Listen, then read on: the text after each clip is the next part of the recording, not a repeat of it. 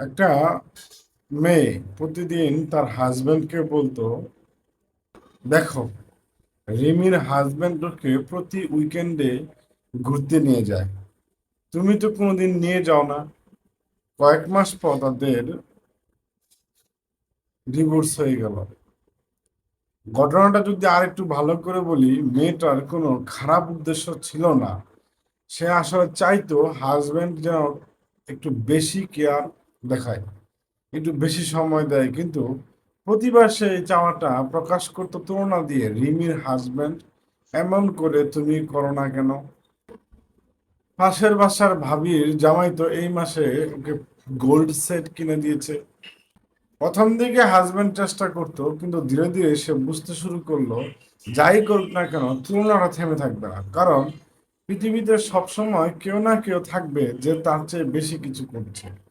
একটা সময়ের পর হাজবেন্ড আর চেষ্টাই করা বন্ধ করে দিল, কারণ তার মনে হতো, আমি যাই করি না কেন সেটা তো কখনোই যথেষ্ট হবে না। আর যে মেয়েটারা বুঝতেই পারলো না তার তুলনার কথাগুলো আসলে ভালোবাসা চাওয়ার বদলে হাজবেন্ডকে ক্লান্ত করে দিচ্ছিল। গল্পটির মাঝখানে একটু পজ দিয়ে নিচ্ছি। ভিডিও ভালো লাগলে লাইক করুন, মতামত বা অভিজ্ঞতা জানান কমেন্টে। পরের ভিডিওতে সেটা নিয়েই কথা বলবো। গুরুত্বপূর্ণ মনে হলে শেয়ার করুন আর ফলো করে রাখুন। এবার চলুন গল্পটি বাকি অংশে। বলছিলাম, তুলনা করার কারণে ভালোবাসার বদলে হাজবেন্ডকে ক্লান্ত করে দিচ্ছিল। মজার ব্যাপার হলো, তুলনা করে মানুষ ভাবে সে মোটিভেট করছে, কিন্তু আসলে যেটা হয়, সেই মানুষটা নিজেকে ছোট মনে করতে শুরু করে।